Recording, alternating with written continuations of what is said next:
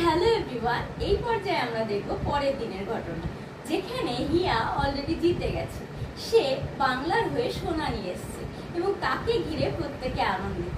তার টিমের বাকি মেয়েরা, তার কোচ প্রণবেন্দু বিশ্বাস থেকে অন্য টিম লিডার এবং তার বাবা ও মা, শুধুমাত্র একজনের কোনো হেল্প নেই, আর সে হলো পনি।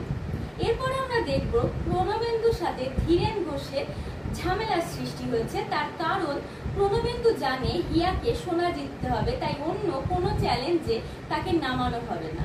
অন্যদিকে ধীরেন ঘোষ বলে উঠবে যদি তাকে নামানো হতো তাহলে বাংলা একটা ব্রোঞ্জ পেত। এই কথাটি শুনে প্রণবেন্দু রেগে যাবে এবং পনিকে দেখিয়ে বলবে যে আজকে তোমরা সত্যি যদি বাংলার কথা ভাবতে তাহলে ওই মেয়েটি ওখানে বসে থাকতো না। আর পনি ঘুণাক্ষরেও টের পাবে না যে তাকে ঘিরে দুই টিম লিডারের বচসা শুরু হয়েছে।